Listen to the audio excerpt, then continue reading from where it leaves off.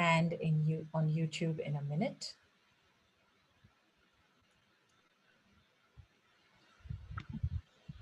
Hello, everyone. Good evening. A very warm welcome to this webinar, to this evening of engagement, of introspection, of collective solutioning, thinking about women with disabilities. Welcome to the webinar organized by Rising Flame, The Shadow Pandemic, Domestic Violence and Women with Disabilities. I am Nidhi Goyal. I'm the founder and executive director of Rising Flame, and I would like to welcome all of you on behalf of the entire team. A big thanks to all our panelists for joining us today. We really look forward to taking the discussions forward on what domestic violence means for women with disabilities. How do we unpack it? What are the nuances? How do women with disabilities experience this form of violence? How is it different from not just other forms of violence, but also how is it different for women with disabilities as compared to non-disabled women? What does higher vulnerability look like? What are the solutions? What are the barriers to accessing justice in this space? Do we have best practices globally? Do we have local solutions? How do we make this connection between global and local? In the current pandemic, COVID-19, when it hit the world, in a couple of weeks' time or a couple of months, we heard that there was a shadow pandemic.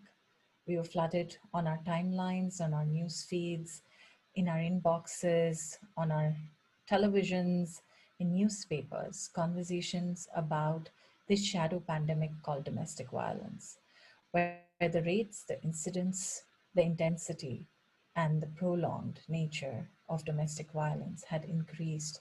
The experiences of women was horrendous. But initially, when this came to fore, it was very interesting to see that women with disabilities were not mentioned anywhere. Didn't women with disabilities live at home? Were they not vulnerable? Wasn't there a power imbalance? Didn't they face domestic violence? If they did, then why is the silence so intense? Why don't we hear enough accounts or narratives of women with disabilities? And Rising Flame within India came up with a report in collaboration with Sightsavers and thought of how has this shadow pandemic impacted women with disabilities. We published a report, research report, Neglected and Forgotten Women with Disabilities During the COVID Crisis in India.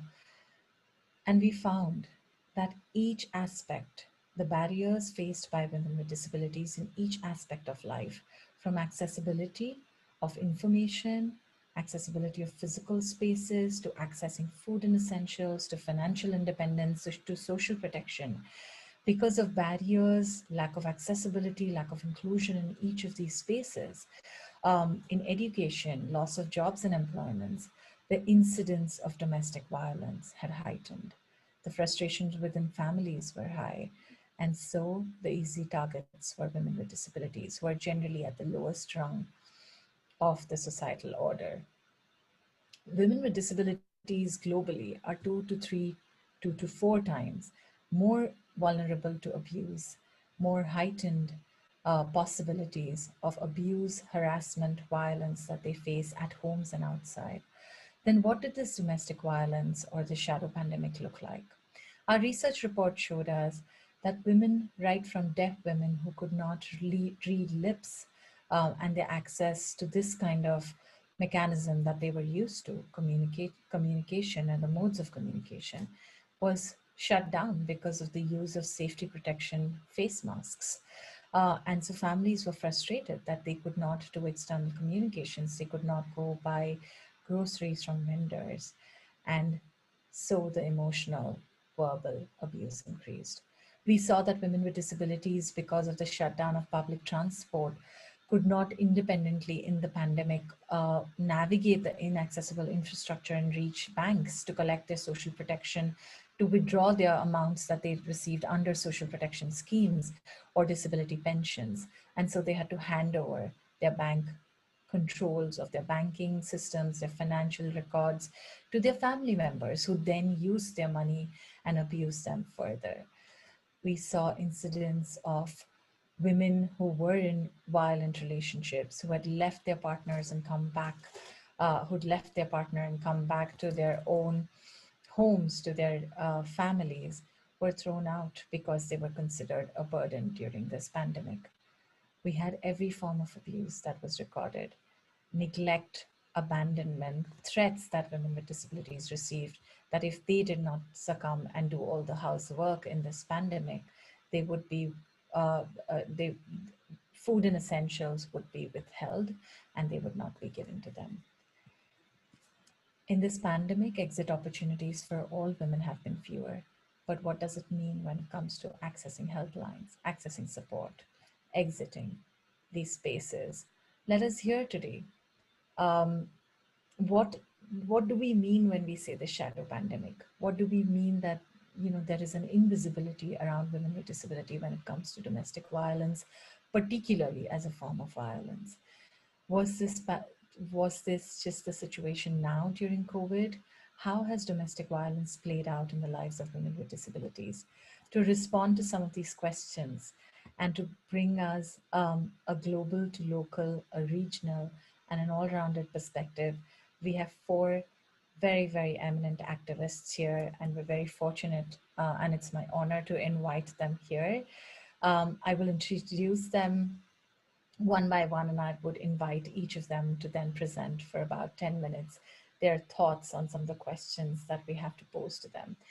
Once the panelist presentations are over, we would also then dive into the Q&A section. Before that, for all of you who have joined us now, we have live captioning. The links of the live captioning documents have been pasted on various platforms, on YouTube, on Facebook, and here on Zoom. We have a sign language interpreter who will be interpreting for us to ensure accessibility for our deaf friends. If there's any other accommodation that you would need because of your disability or otherwise, please do write to us and we will try our best to provide it right now, even immediately. We will now move to our first panelist, Ekaite Humo. Ekaite, thank you so much for joining us. I would just like to introduce you, ask a question, and hand it over to you.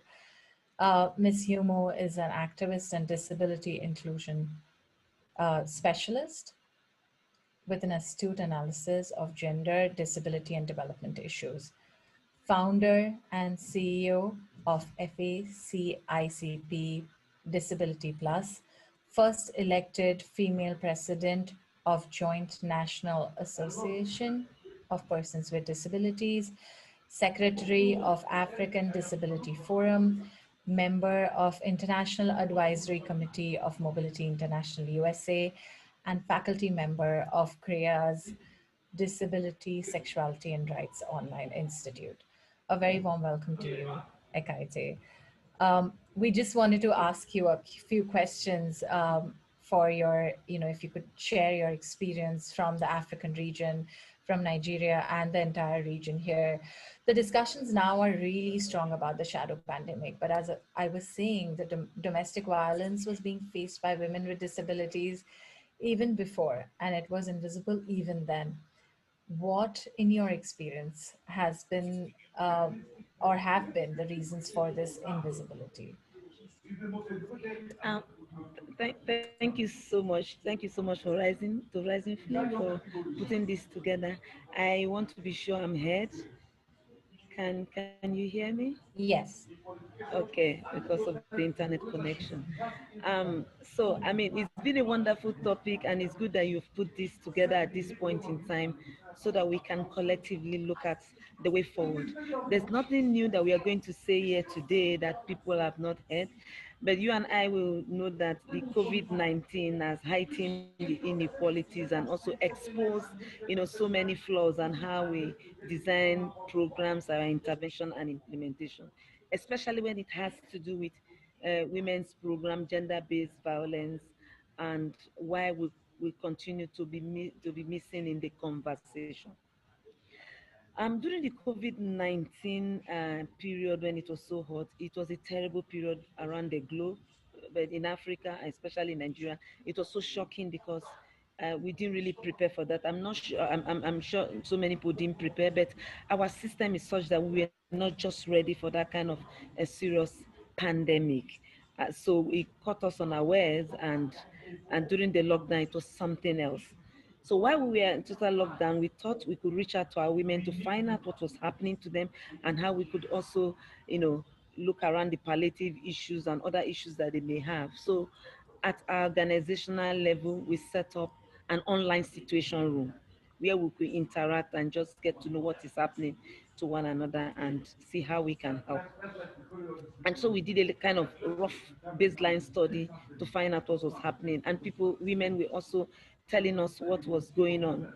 And so the study actually confirmed the study that has taken place in India done by Rising Flame. Is no different.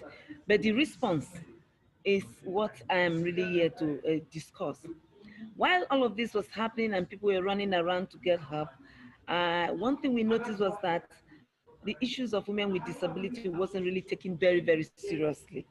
Whether it was a forgotten issue or normally we know it's usually an afterthought issue, we didn't know why that kind of response was coming up. So for us, it confirmed to us again the value placed on women with disability in communities and and societies, and that actually got us very, very angry. From our research, we found out that 11% of women with disabilities were victims of direct domestic abuses, such as sexual and psychological abuses during the lockdown.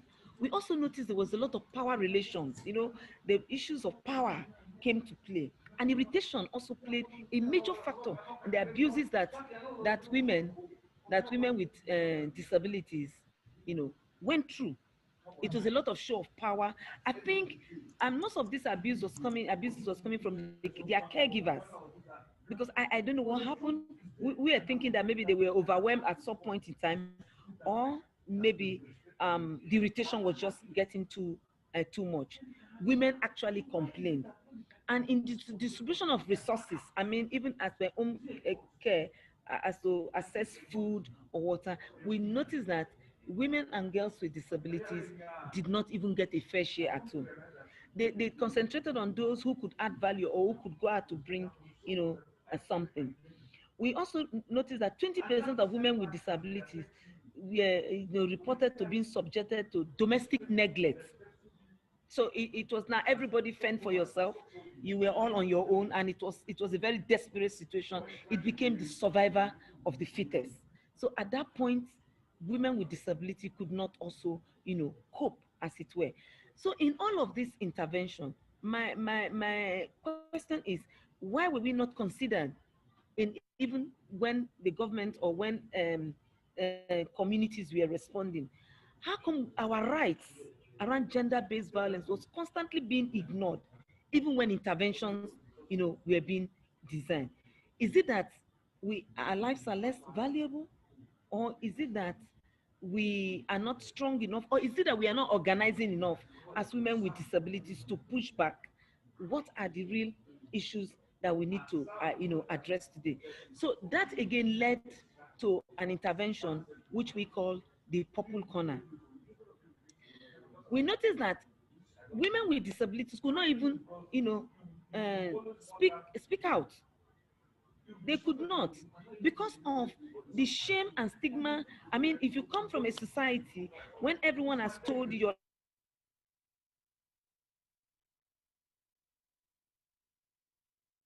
life is less valuable, less important, let's Sorry, even take Ekaite, we intimate lost partner, you.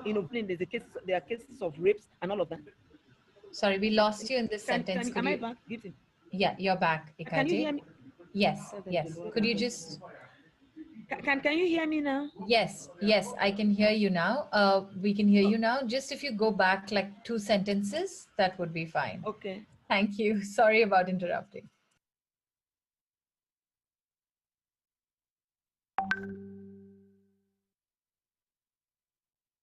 Violence, as it were, and that women and girls with disability were even so ashamed to report that kind of issue in a society where it's all right to abuse disabled people, and it's just normal to taunt, make fun of them, and abuse.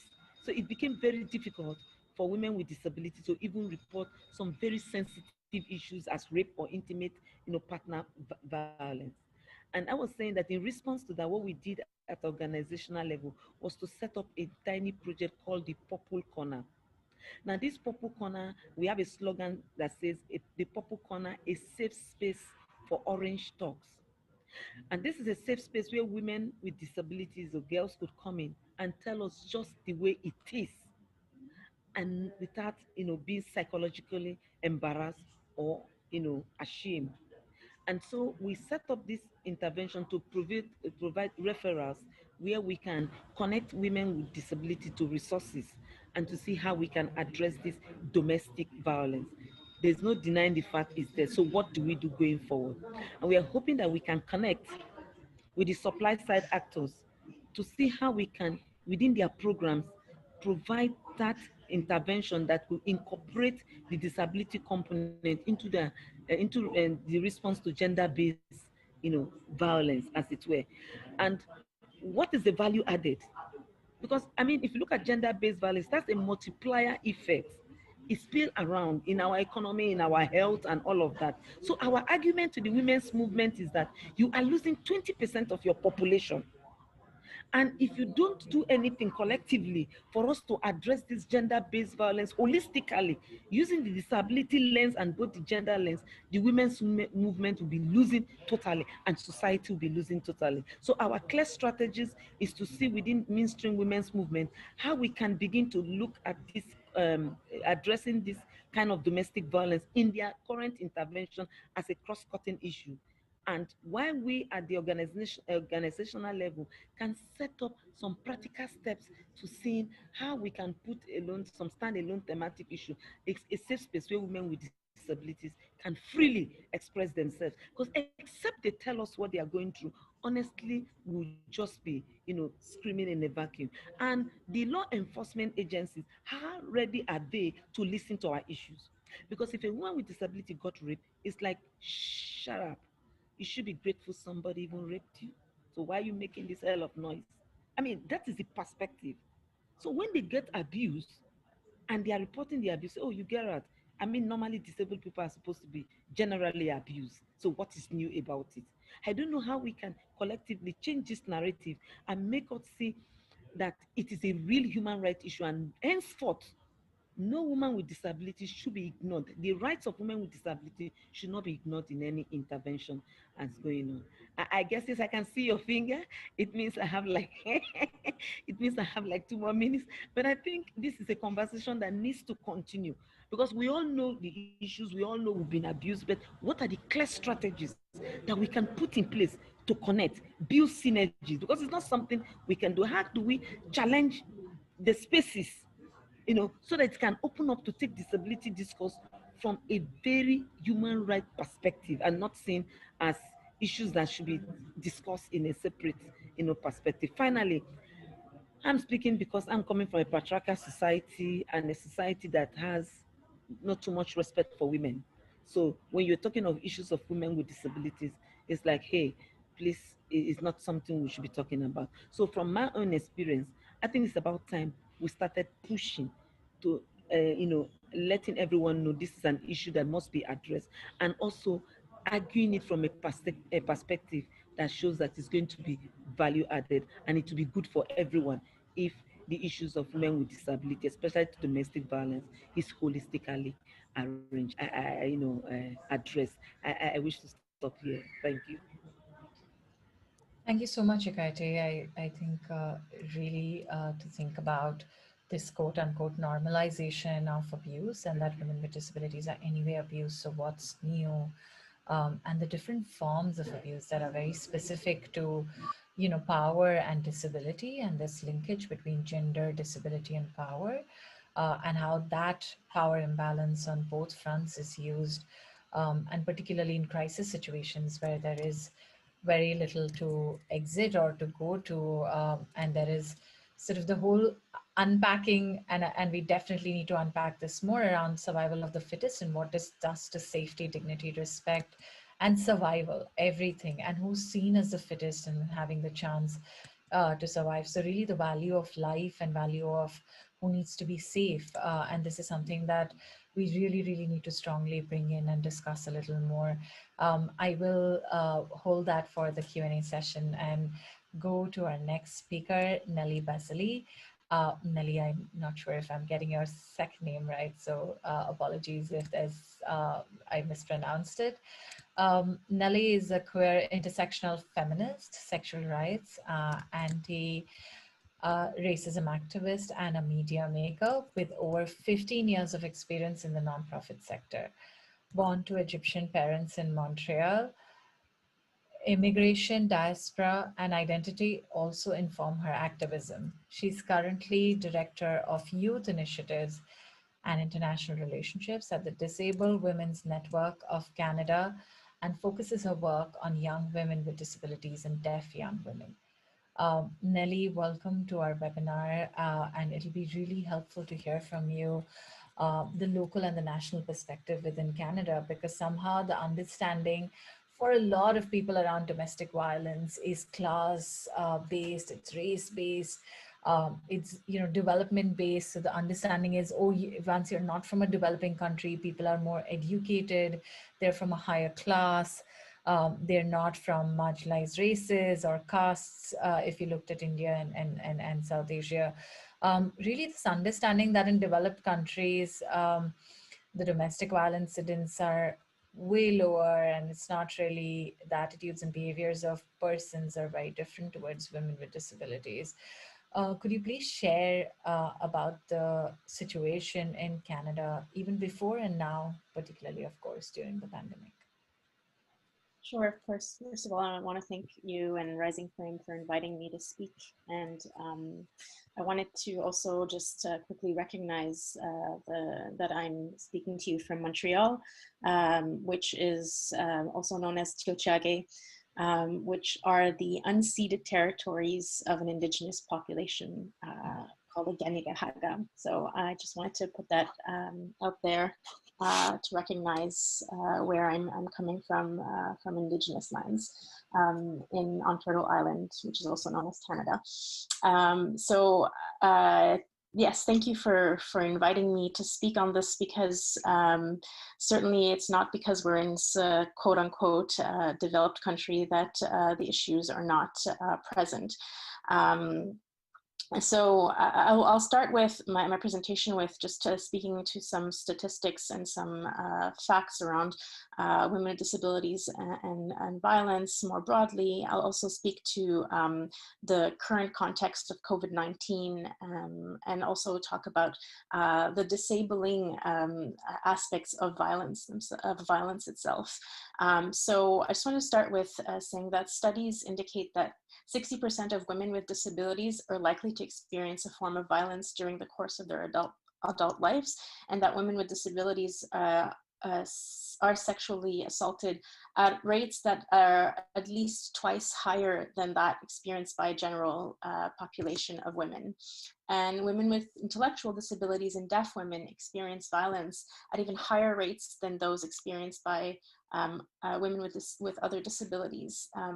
Abuse against women with disabilities and deaf women may be enacted, as we know, by a spouse or intimate partner, but may also be perpetrated by, as was mentioned before, caregivers, such as attendants, social workers, staff, or even a family member who could also be serving as a caregiver. And so women with disabilities have reported numerous forms of physical, emotional, sexual abuse by caregivers, family members, intimate partners, including rape and incest, and some starting in early childhood. So women with disabilities have reported, sorry, I just lost my train of thought there. Okay, so women with disabilities and deaf women also experience some very specific and unique forms of abuse. And some of these forms of violence are not recognized in the criminal code. And yet research suggests that they are important aspects of lived experience for women with disabilities. And so I'm going to just mention some of them. So some of these violent forms of violence that are not recognized are can be withholding or sabotaging needed equipment, ranging from wheelchairs, hearing aids, medications, ramps, or even animals that are there to assist, making threats that leaving the relationship will result in institutionalization for women with a disability, including the possible loss of their home or even their children, withholding assistance, so the denial of access to things like the bathroom, or leaving a woman in a physically uncomfortable or embarrassing position for a long time, violence in attempting to access health and social services, especially when individuals face compounded oppression due to racism and other forms of discrimination, especially in the medical field. And devaluation of skills or strengths which impact women with disabilities and deaf women in their ability to seek housing, employment, and treatment. So just to come back to other forms of discrimination, women with disabilities are at risk of violence. Their risk of violence increases when they are also racialized, younger, indigenous, from the 2S LGBTQI community, immigrant workers, immigrants, migrant workers, non-status immigrants, or living in rural areas. And among women with disabilities who identify as lesbian, gay, bisexual, the rates of violence are 2 times higher than among the women with disabilities who identify as heterosexual. And so just to contextualize as well for other forms of discrimination, between 2011 and 2014, Dawn Canada conducted a community development project aimed at addressing violence against women with disabilities and deaf women. And the project documented experiences and recommendations across 13 communities in Canada. We summarized this in a report called Promising Practices to Ending Violence Against Women with Disabilities and Deaf Women, and presented these findings to Parliament. And the findings confirmed and revealed the particular forms of violence and abuse faced by women with disabilities who are racialized, new immigrant, and indigenous. And so immigrant and racialized women with disabilities face unique barriers in escaping violent relationships. This particular group of women has to, on top of facing ableism, also face racism, isolation, poverty, and immigrant and racialized women have difficulty accessing services, which is made worse by discrimination and racism within services. For Indigenous women with disabilities, violence is also tied to the historic colonial violence and community trauma. So the Native Women's Association of Canada says that historical and ongoing examples that have served to damage communities and normalize violence look like things like the Indian Act, residential school policies, something here that we call here 60s scoop, which was literally to scoop children from their families into adoption and foster care, and the child welfare system are all connected to poverty and racism and violence against Indigenous women. So I just wanted to put that context together and to also talk about current statistics in Canada indicate that 24% of women report having a disability, and recent Statistics Canada data begins to shed some light on how gender may shape COVID-19 experience. So in Canada, women with disabilities are already twice as likely to be victims of a violent crime and make up 45% of self-reported incidences of violent crime. And a key policy to reduce the risk of contracting or spreading COVID-19 has been to shelter in place, in like many places in the world. But we must also be attentive to the role that intimate partner violence has in the lives of women with disabilities. So 39% of Canadian women with disabilities have experienced spousal violence, 46% have been physically injured as a result of this violence, and 38% of these women have feared for their lives. And so we note here that there is also 44% of women with disabilities who report their abusers as a friend, an acquaintance, or someone who has come to help. And 30% of these incidences occur in the home. So as COVID-19 has meant many services and supports have been limited because of COVID-19, including home and personal care supports, it is likely that many women with disabilities have been put in the position to rely more on informal support networks while they shelter in place. And these networks are likely include their potential abusers.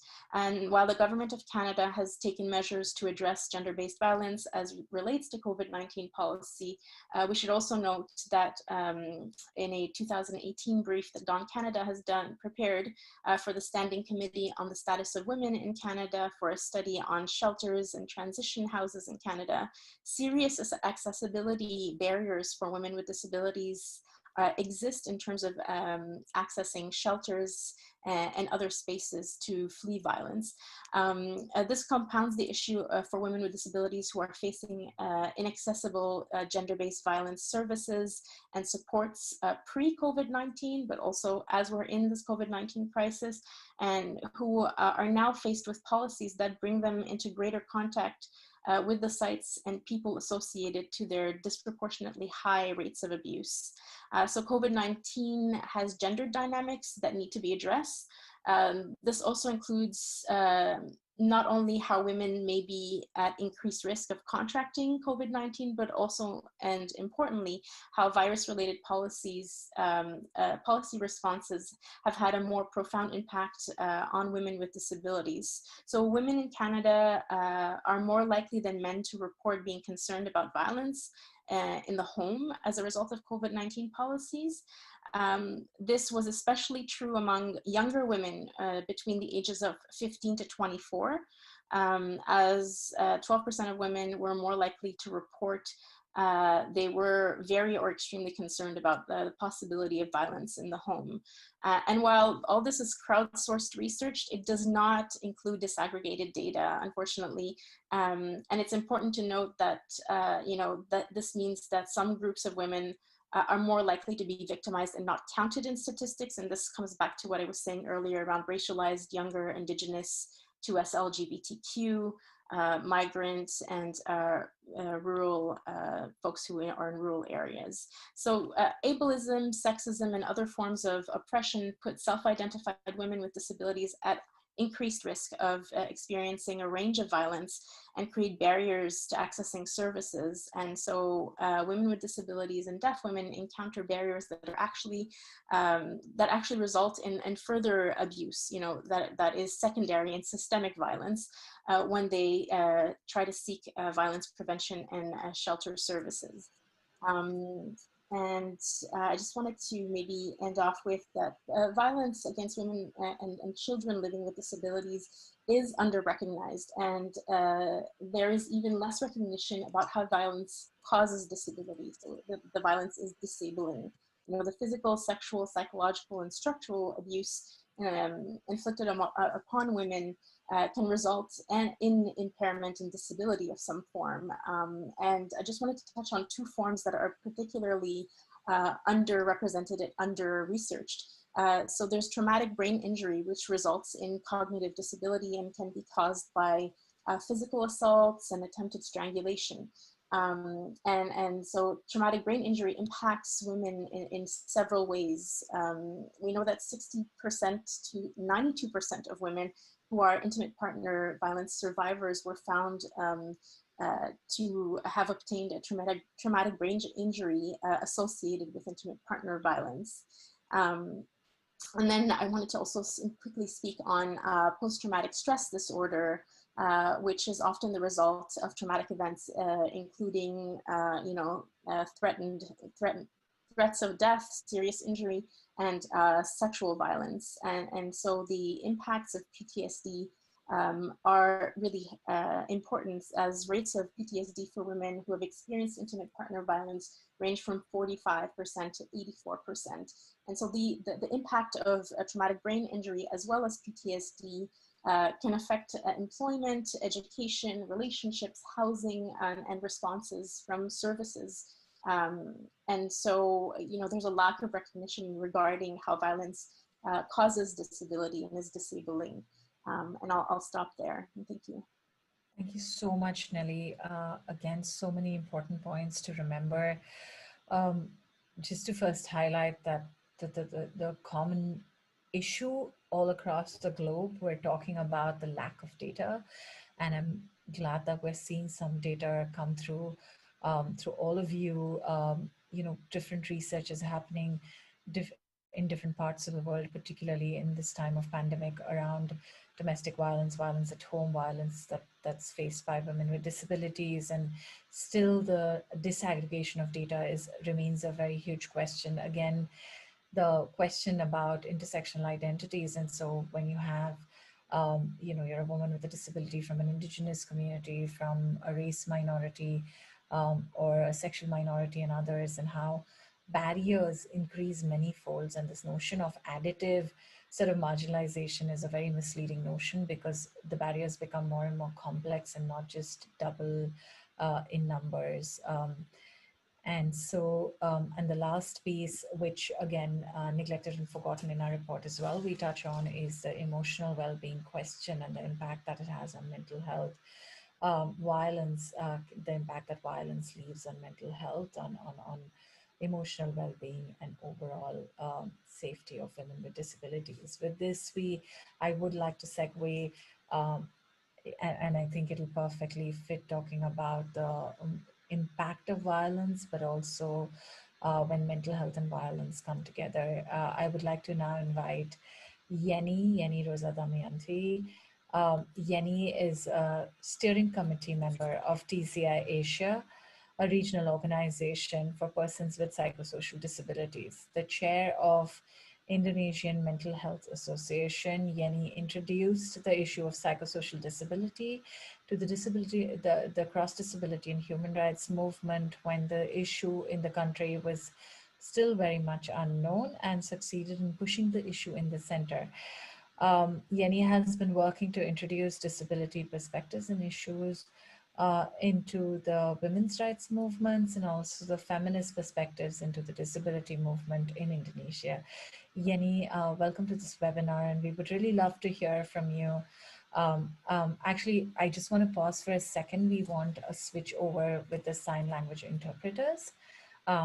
If we can just take 30 seconds to switch that from,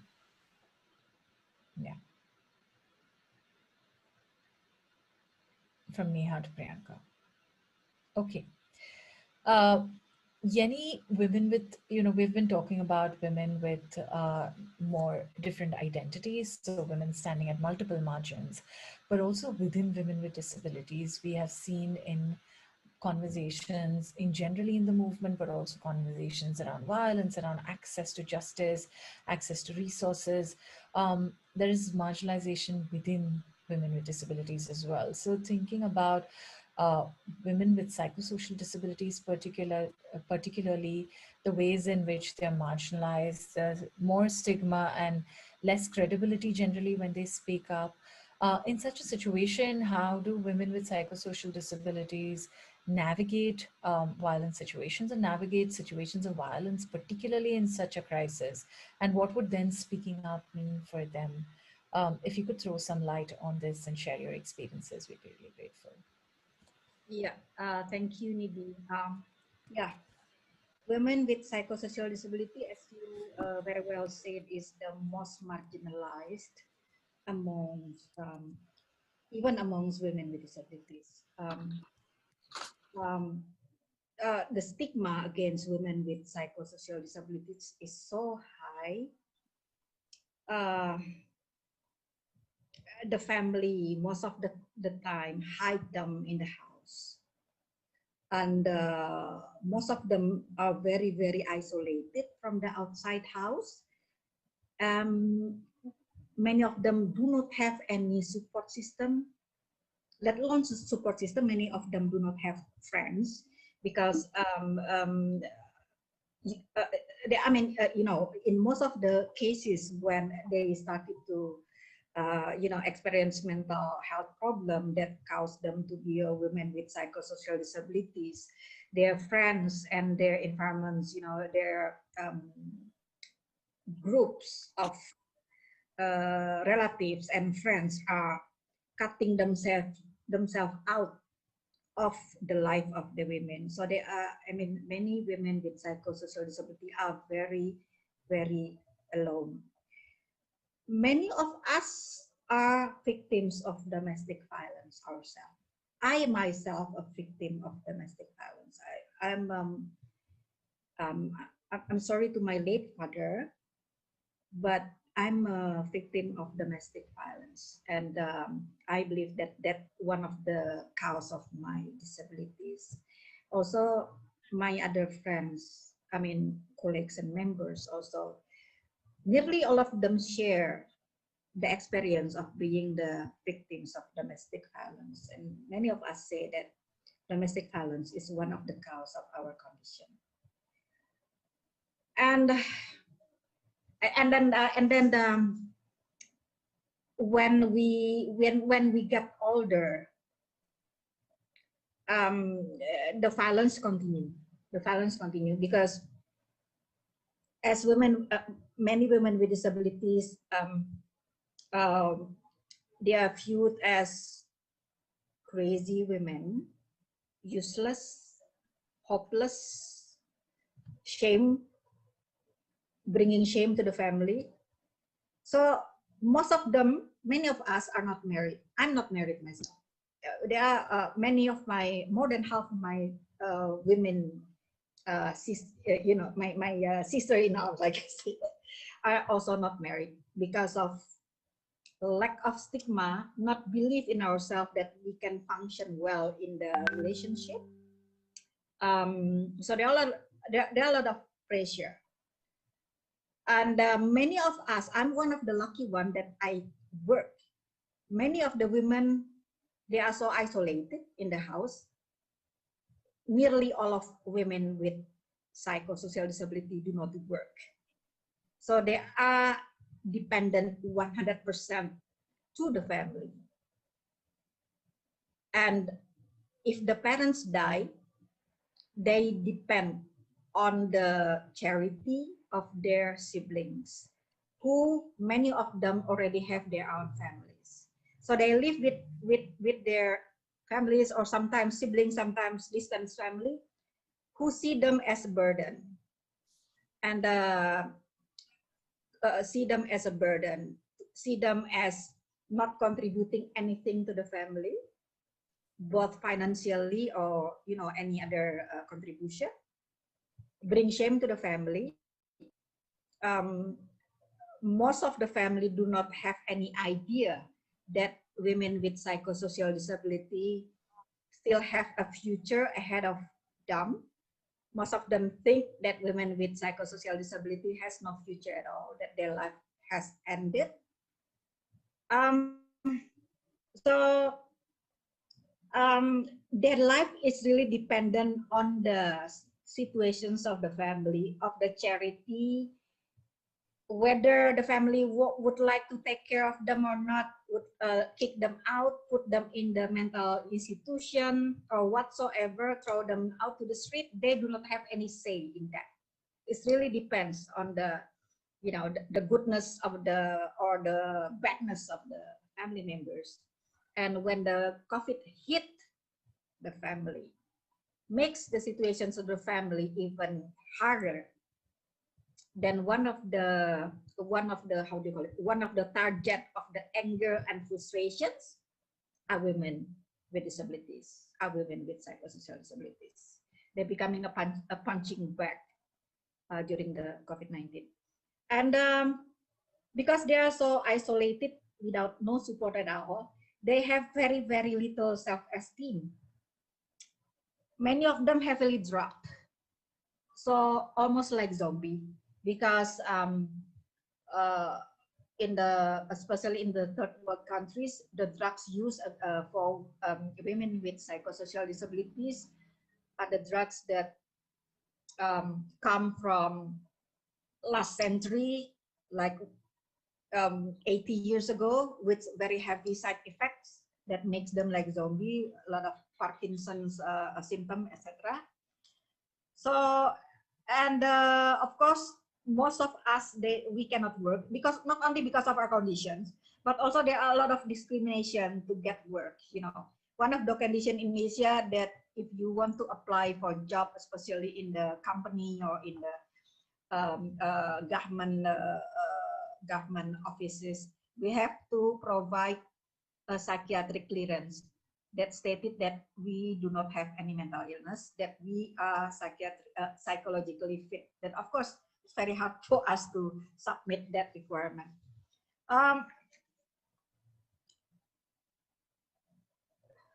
Yeah, so during COVID, we are just another mouth to feed while we are not contributing. The problem with women with psychosocial disabilities and domestic violence is that because most of them are very isolated with no friends at all, knowing nobody outside of the house at all, do not have many, I mean, almost all of them do not have any communication means, including cell phone, let alone internet. So they cannot call anybody. They do not have any means of communication. And that's one of the problems because they do not know anybody. They do not have any communication device. They cannot communicate outside. So many of the help available for women without disabilities are not accessible to them. There is still yet a program in which people come, to the houses, to these women, to check whether they are okay or not. In most cases for domestic violence, it is the women themselves that have to be actively reach out to find help. And this is not the situation that affordable for most women with psychosocial disabilities. They do not have any access to report their condition. And when they do report, I checked shelters for victims of domestic violence here in Indonesia. Most of them are not ready to take care of women with psychosocial disabilities, especially when they becoming a victims of violence and they report, and then usually they are in the distress state, agitation and stuff like that. And the shelter, they have no capacity to take care of the condition. So I checked with my local shelter and legal aid for women victims of domestic violence. They have several cases like this in which shelters take care of women with psychosocial disabilities when they are becoming a victims of violence. Another one, women with psychosocial disability always, or nearly always, are not covered in any data collection. Like what I said before, many of them do not have access to internet, do not have access to telephone, do not have access to cell phone, while most of the data collected through these means, internet, telephone, handphone, etc., etc. And most of them hidden in the family. Because of the stigma, not many people outside of the house knows that there is a woman with disability living in the house. So they are skipped, overlooked during all of the most of the data collection, forgotten, uncounted, including during the including for the data collection for the purpose to check the effect of COVID-19. I mean, and also women who lives in the institution because this woman has no say of what they can live their life. Many of them also ended in the mental institution or social care institutions or being shackled by the family. I raised this issue of the invisibility of women with psychosocial disabilities several times during meetings on a data collection regarding persons with disabilities. And up to now, there is not yet any serious effort to overcome the barriers to count or to data women with psychosocial disabilities. So we still have a lot of things to do about this. And I'm very happy I have an opportunity to join this conversation.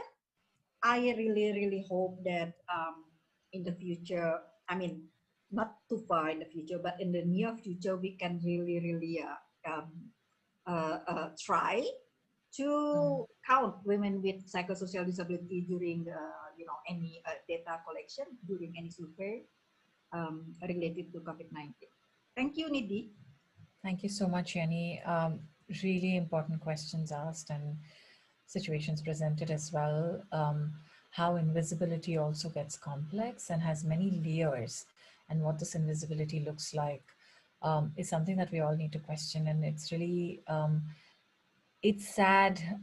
We can, and an opportunity both. It's sad because still now we're in the space where we are still uncovering what invisibility looks like, right? The many layers of invisibility. We're still advocating, and I know that this has been the advocating for data, to just be included in data has been going on for so many years for women with disabilities, and particularly women with more marginalized disabilities. And I say more marginalized or less heard in the spaces, like women with psychosocial disabilities. And so it's so important, again, to come back to the basics, but also that makes me sad, but we still can see this again as an opportunity for immediate action and moving forward.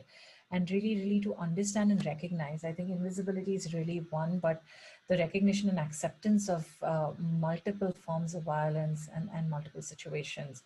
And how has this recognition, and I'm just going to shift gears from here to see what has anyone recognized this. And we know that United Nations Convention on Rights of Persons with Disabilities has been landmark in moving forward the rights of people with disabilities, where disability rights got located in human rights. Globally, in many countries, it has led to very progressive laws. And so globally, do we have solutions? Let's talk to Amanda McRae, our next panelist. I will first introduce Amanda and then present the question to you, Amanda. As Amanda is, as the director of United Nations Advocacy at Women Enabled International, Amanda McRae builds upon relationships with UN, human rights institutions, political agencies, and human rights agencies and bodies, and has collaborated with several Women Enabled International's partners, disabled women's rights organizations, disabled women's rights organizations in several countries on UN submissions and advocacy. Amanda also has worked with CRR and as a researcher at Human Rights Watch. Welcome, Amanda, and we'd really like to take this conversation forward. We've heard from regions, we've heard from countries, we've heard on issues, we've heard on intersections, different forms of marginalizations, multiple barriers. If we can sort of outline, we would request you to outline what are really the global mechanisms to addressing domestic violence, right? We also have CEDAW, it's not just CRPD, but for women with disabilities, what are these global mechanisms? How effective have these been in ensuring, where do women with disabilities basically stand in ensuring their own safety or accessing these mechanisms? We'd really request you to bring sort of pull all of the strings together and tell us how global solutions can probably help us make more local spaces.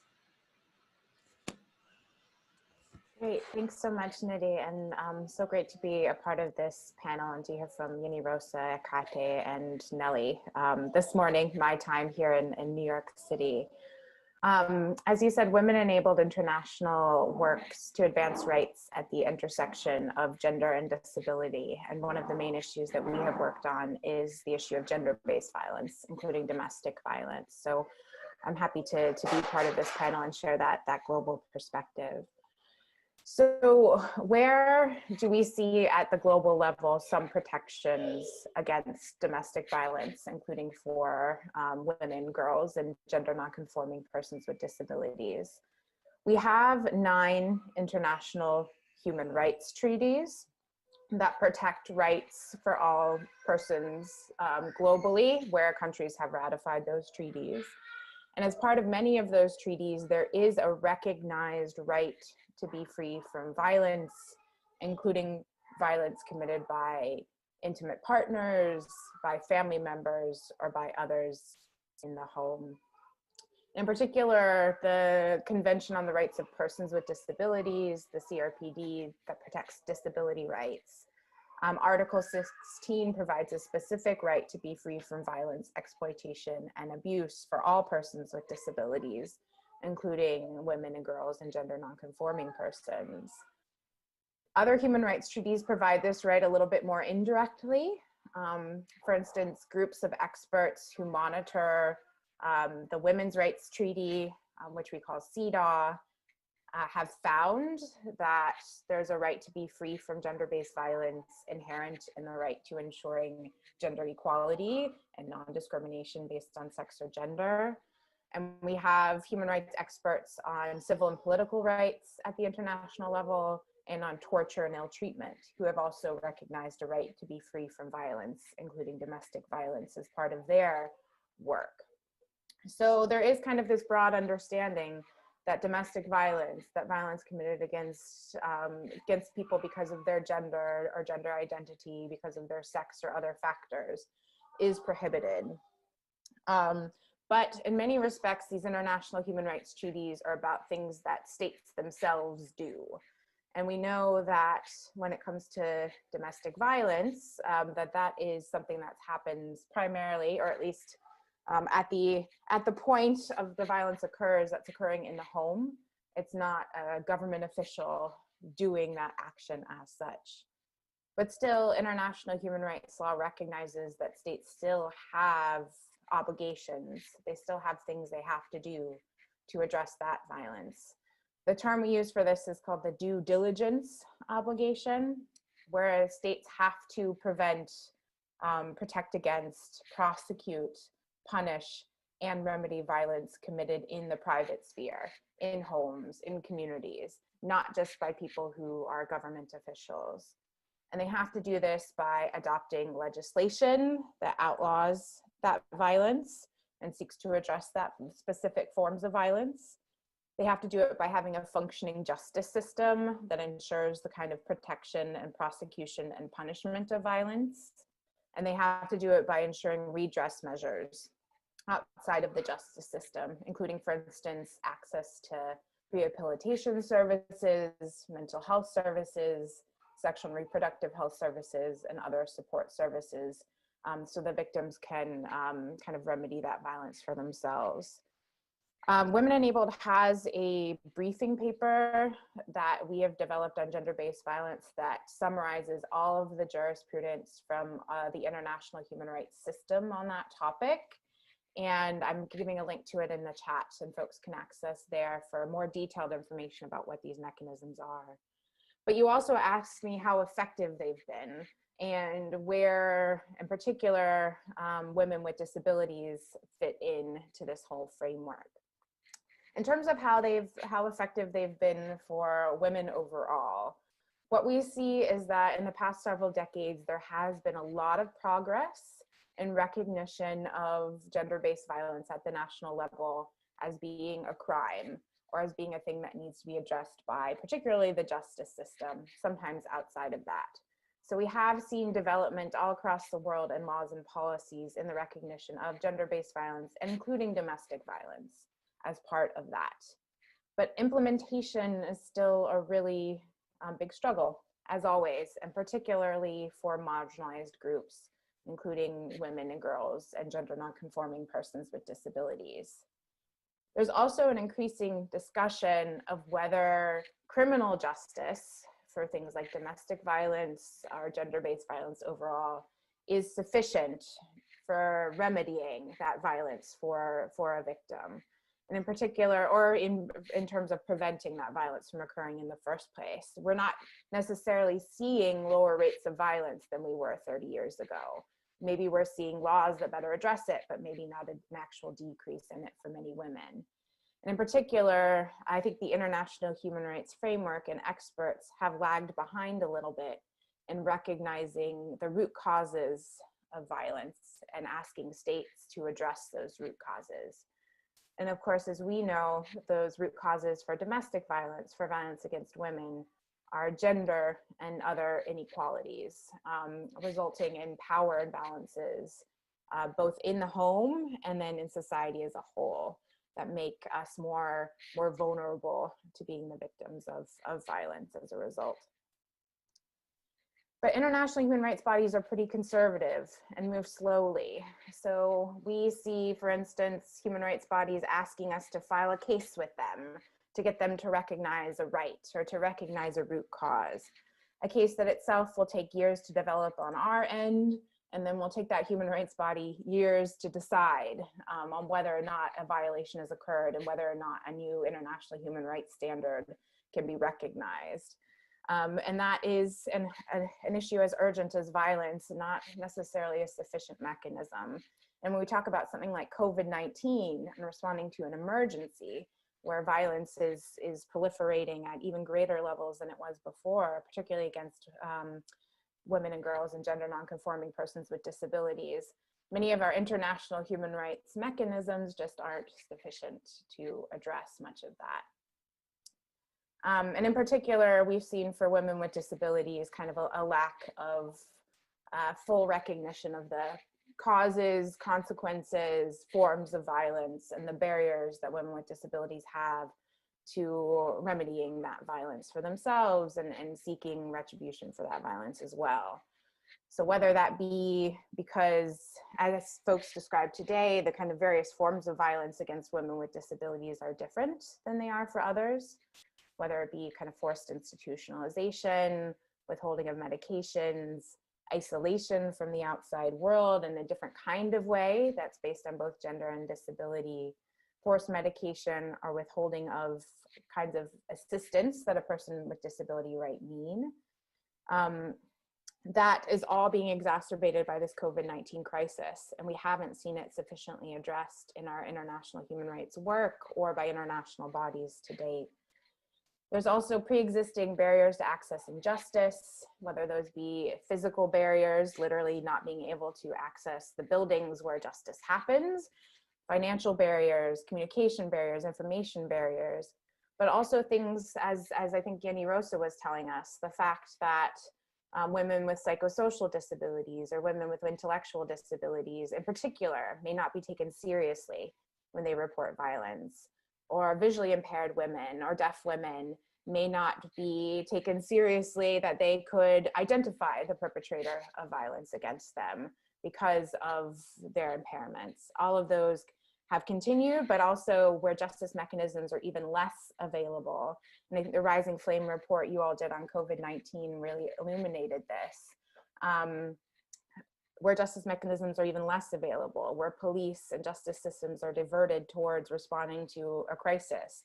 And not recognizing there's a separate crisis of violence that also needs to be addressed. That can make justice even harder to find. And then the other types of these international human rights mechanisms are only really starting to think intersectionally and how both disability and gender can impact why violence occurs against these individuals. So I know my 10 minutes is up. I will leave it there. About gender-based violence and tackling gender-based violence in the disability community. So how active is we're talking about women with disabilities, women with disability rights activists, disabled women's rights organizations, but overall largely in the disability community, how can we bring that commitment? How can we bring that acknowledgement, that awareness and proactivity to really work on domestic violence and gender-based violence on the whole?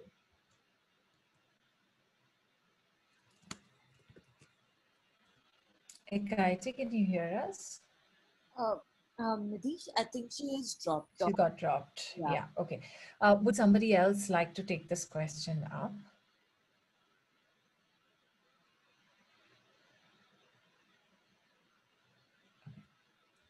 Yenny, do you want to, sorry to put you on the spot, would you like to take this question? I do not hear the question. Can you repeat it again? Yes, of course. So the question is more about how do we bring, women with disabilities are talking about this and have a movement and are focused on, eliminating violence.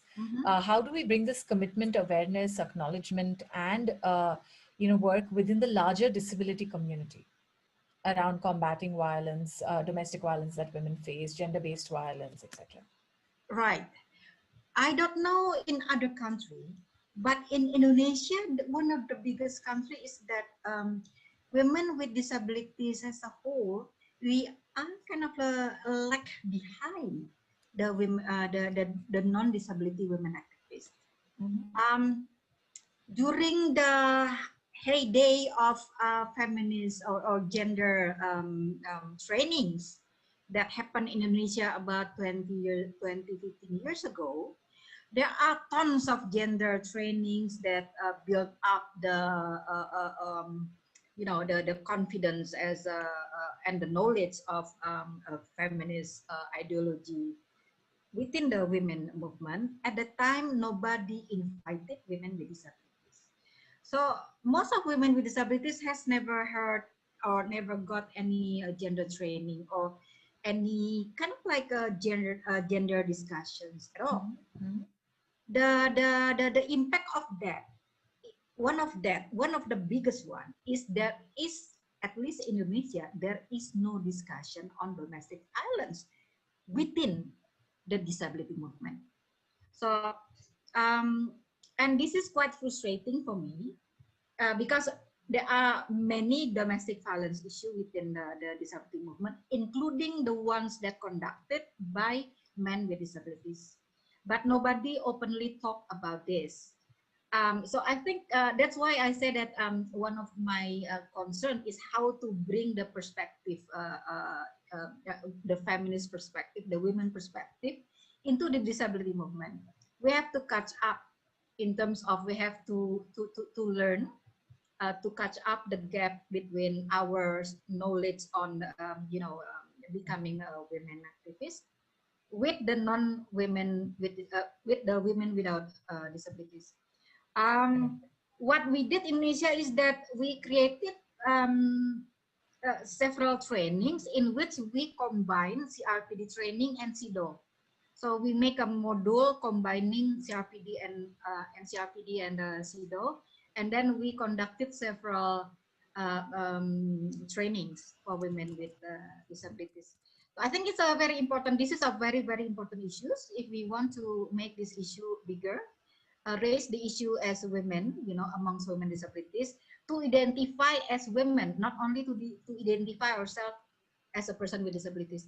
This is still a lot of work to do, and I hope in the future, we can really make this into a big movement. Absolutely. Yeah, I would like to have like a global company in which us as women with disabilities can convene, in the same table in one meeting with women without disabilities and talk together about about the movement. Right, great. Thank you, Yeni. It's very important because it's many movements that we belong to, and being women, the women's rights movement becomes a very, very primary space where it's not just right to participation, it's right to equal opportunity. So really being trained, hearing gender discourses, access to those spaces is important even as women with disabilities to strengthen our own capacities. And also, to also add to the response to the question, I think in the disability rights movement, gender sensitization and implementation of UNCRPD on the whole, right? I mean, we very selectively bring CRPD into the discussion, but actually CRPD does talk about violence against women and gender-based violence and access to justice. And what that means as a commitment to the movement is something that we need to challenge, we need to discuss and bring to the table as well, because we know that the disability rights movement for a very, very long time and has a history of being male-dominated or having very patriarchal values. And so bringing this to the commitment of the disability rights movement as a non-negotiable is also very important. So thank you so much, Amanda. I'll come to you with the next question, where somebody has asked us, what are the panelists' recommendations for organizations addressing GBV within programmings and partnerships? Um, Sorry, I'm just going to pause here. Sant and Banerjee, we're just coming to you in a minute after this question. We already had these pre-submitted questions, so we're going to come to you in a minute for your question. Sorry, Amanda, I'll repeat the question. What are the panelists' recommendations for organizations addressing GBV within programmings and partnerships? What indicators do we need to measure for accountability to diverse persons with disabilities and ensuring that we're not just responsive, but also that we're not creating more harm? I think this is a very self-reflective question where it's not just about what we can do, but how can we hold ourselves accountable for being inclusive and be proactive around and conscious around not creating more harm. Yeah. Yeah, I'm happy to field that. Although I think some of our other panelists may have important things to say on that too. Yes. So I'll bring kind of the global perspective on it. I mean, I think programs that we have seen in our work that seem to be most responsive to women and girls and gender nonconforming persons with disabilities are the ones that have actually included them in the design of those programs and the implementation and so on, that have persons with disabilities who are, you know, the people that are implementing programs for all women who are victims of violence. There are people on staff in these programs who are doing that work. And so I think when you're thinking about designing a program that is not going to do harm, you need to think about where having women with disabilities involved from the get-go in that program, from thinking through the design of what that program is going to be inclusive of them and responding to their needs and ensuring their rights. That's a very broad overview, but I think it's something that we often don't think about when we're designing programs, is that this needs to be a consultative and collaborative situation, not just a thinking about the group and what they might need, but actually talking to people about what they need. Fantastic. Thank you so much. Nelly, can I please request you to add your thoughts if you would like to, of course. Sure, of course. And maybe I'll just add to what Amanda was saying in terms of the importance of having women with disabilities in program design, but also within thinking through what does it mean, like just at the very outset of a program when it's being even thought about, you know, to not just have this do a program and then, add people later. You know, people have to feel included in what is being said about them for them. You know, that's just the sort of base, but maybe I can say as well some of the barriers to doing that, especially when it comes to women with disabilities who are facing violence, is what we mentioned earlier around the lack of, you know, services, unfortunately, that are accessible and able to bring them in. So, you know, we did a review a few years ago with legislation, policies, and services, you know, and how, in terms of violence against women, you know, how are they responsive to women with disabilities? And in some of the discussions we had with service providers, particularly of women who, you know, are fleeing violence and need to go to shelters or other services, what we found is that the barriers are very high to even understanding how to provide services for women with disabilities. So it's not just the physical accessibility, it's also, you know, we heard earlier about women with psychosocial disabilities who are not, you know, listened to or believed.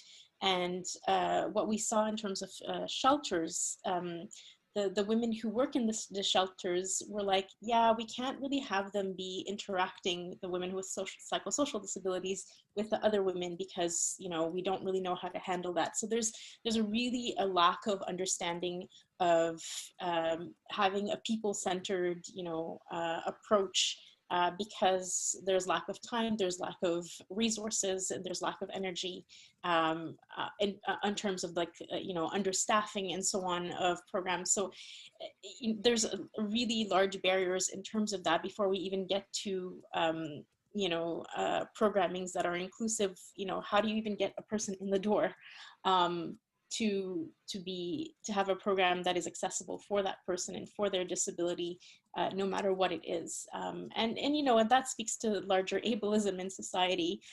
Maybe I'll end on also, which we need to address, obviously, but I'll end on something that I think is important when we talk about breaking the isolation, because we talk a lot about, like, violence and just women with disabilities being more prone to violence because of isolation, because of feeling far removed from community. One of the things that we did a few years ago, actually last year, it feels like a few years ago because of 2020, but we did a program where we partnered with a dance school, a dance studio, where, you know, the idea was to have an accessible space for women with various disabilities to come and, you know, do dance and be in community and work together. And part of that was to really break the isolation and bring women together, and that there are spaces for them and designed for them from the beginning, you know, like, because the dance studio was like, we want to do this, but we need to partner with an organization that understands the needs and accessibility for women with disabilities. So we brought in, you know, sign language interpreters, and we brought in, you know, made sure that the space was accessible physically, brought in attendance, so that everyone felt included. And in so doing, it really, what we heard from the women is that it broke the isolation for them. It was really important. Okay. Thank you so much, all three of you. We'll just turn to one of our and request the team. Chenika, could you please ensure that Santan can unmute themselves and ask the question? Yes, just a second. Santan, we're just shifting the settings so that you could unmute yourself and ask your question. You had your hand raised. Okay. Yes. Good evening. Yes. Hi. And maybe ma'am also. I am doing my master. I am complete my master with international relations, and I am a school teacher right now. So I want to know some rural area in overall world, those who are cannot access their internet, those who are cannot access their telephone. How do they raise their complaint?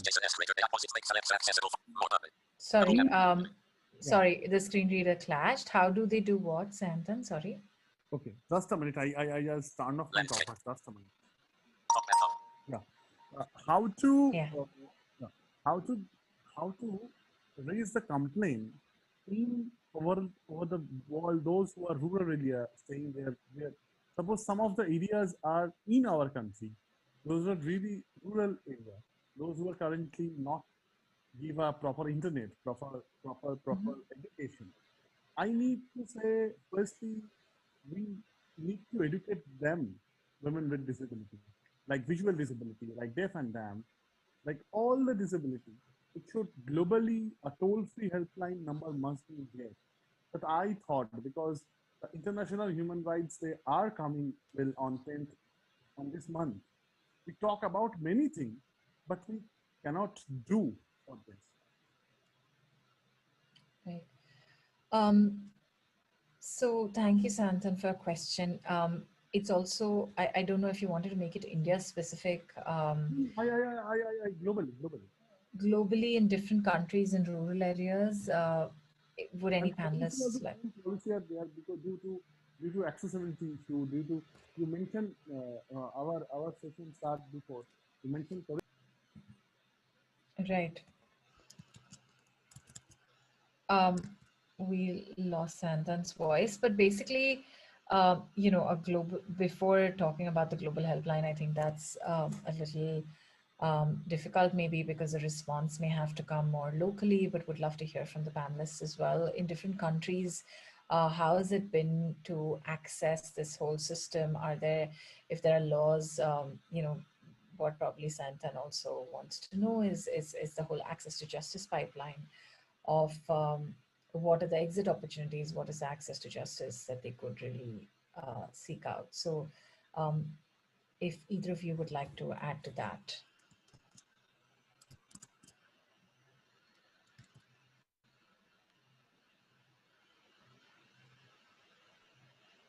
Okay. Nelly, any, would you like to add to this in your experience if there have been around in rural areas? I could otherwise go as well.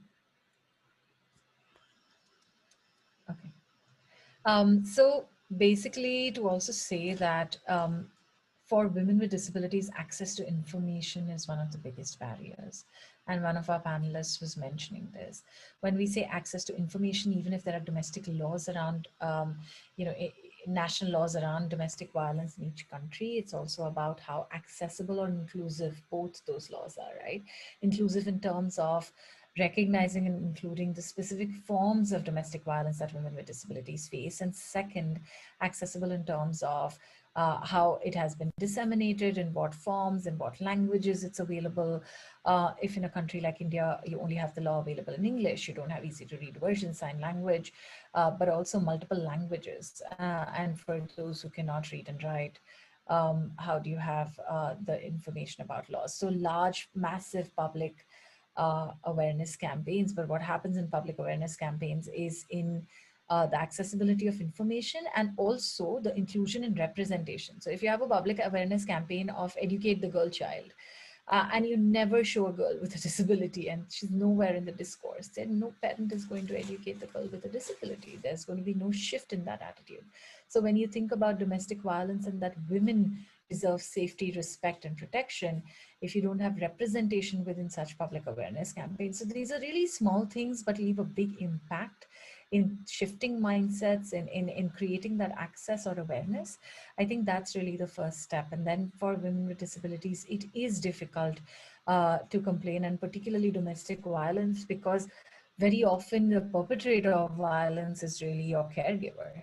And how do you ask them to help you file a complaint or support you in getting to the police station when there is inaccessibility of infrastructure or helplines? So how do you report if there is a call-in helpline and you have a speech disability? So really thinking through the multiple barriers that women with disabilities face, it is challenging, and the solutions have to come more locally and regionally.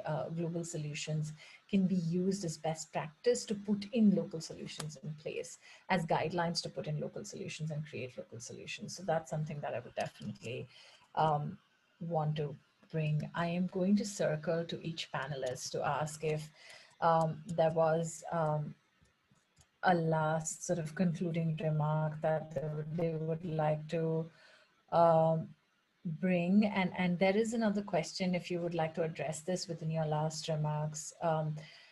How does one examine the impact on mental health that violence has on this victim or the survivor? What kind of questions should be asked to ensure that this is captured in surveys around violence? So this is a question, if you could also address this, if you would like to address this in your closing remarks, that would be fantastic. Could we go to reverse now? Amanda first, please. Sure, thanks. And my apologies, there's now a very active soundscape in my apartment this morning with my two little boys. But yeah, so as a final word, I think one thing we need to be thinking about, in addition to addressing violence against women with disabilities, is also thinking about what those root causes of violence are and how we can get a broader recognition of women with disabilities as people who have rights, who make contributions to society, and are people who live with dignity and should not be subjected to violence in the first place. And so that would be kind of the thought I want to lead everyone with, is both we need to be addressing the violence that is occurring, but how can we keep that violence from happening in the first place? Okay, thank you so much, Amanda. That's a really important thing to reflect on and work towards to ensure safety and full participation of women with disabilities. Nelly, can we, Yenny, can we go to you for your closing remarks? Yeah, certainly women who are victims of domestic violence are very, very likely to experience mental health problems. That's for sure. That's for sure. So how do you recognize this? And I think for all victims of domestic violence, offering them counseling is a must. You know, is one of the offer that it's not only a legal aid that must be offered, but also counseling. I think everybody's agree with that. I'd like to address one of the question that I saw in the chat. There's from Nitu to all panelists. Women with this is for women with visible disability. But I think this is also women with disabilities that that lack of self-respect, integrity, and equity, and what to start to to gain the confidence. For my experience is that amongst our peer, we are not only talking about our mental health. We are not really talking. I mean, we talk about that, but one of the most important thing that that can really boost our confidence is when we learn CRPD. So CRPD can be translated into a very, very simple language. Even women in the remote area, in the villages, they can learn that. And knowing CRPD really can boost your confidence. I have many women with psychosocial disability who used to be so stigmatized, so silent, so quiet, like blooming, into colorful, powerful women after getting exposure to CRPD and learn about their rights. So I think for women with disabilities, including those in the remote and the village, trainings in the very participatory way about CRPD is very, very important, as well as learn the position as women. Right. Thank you so much for addressing that question, and thank you for closing remarks, Yenny. Building our own knowledge and capacities is certainly the first step. Becoming aware of our rights is also extremely important as a step to empowerment. Nelly, I would like to come to you for your closing remarks. Thank you. I mean, I don't think I have much to add to what's already been said, in the sense that I think that looking at root causes are certainly very important in terms of our prevention strategies of violence. We know that women with disabilities, girls and gender nonconforming folks with disabilities are at greater risk of experiencing sexual violence and intimate partner victimization than women who are without disabilities. And so we can take action, within our communities to stop violence before it starts. And that's an approach that's around also understanding one's rights, as was mentioned before, but also in educating folks around how ableism functions. I think at the root cause of understanding how violence gets perpetrated, we can't disassociate it from its deep links to ableism, to colonialism, to how societies function, and the capitalist system that we're in. Once we start connecting all these things, we think of things also in larger structural violence. It's also about preventing the violence that's larger, preventing the violence that's perpetrated by states. All of these are connected to what we talk about in terms of intimate partner violence or sexual violence in the home. And certainly COVID-19 has just exacerbated a lot of our need to understand the intersectional piece of dealing with what it means to be faced with violence when there are multiple marginalizations or oppressions that one faces. Right. Thank you so much. We'd also like to thank Ekaite, who was with us as a panelist, and thank you all for bringing these different perspectives. It's really important to, again, not just ensure safety, dignity of women with disabilities, but their full participation. Their human rights, if you must. So thank you so much for bringing all of this to the table, for bringing some global perspectives, some national perspectives, for connecting the dots for all of us between the state, the violence by the state, the multiple forms of marginalizations that certain women with disabilities face, how intersections look like, and so on and so forth. Thank you everyone who attended this webinar on the various platforms, YouTube, Facebook, and Zoom. Thanks to our sign language interpreters for making this webinar happen, Neha and Priyanka, and our captioners, Roshni and Fiza. The shadow pandemic, domestic violence and women with disabilities was the second part of our webinar series as a part of the larger campaign, 16-day campaign to end gender-based violence from shadows to the center.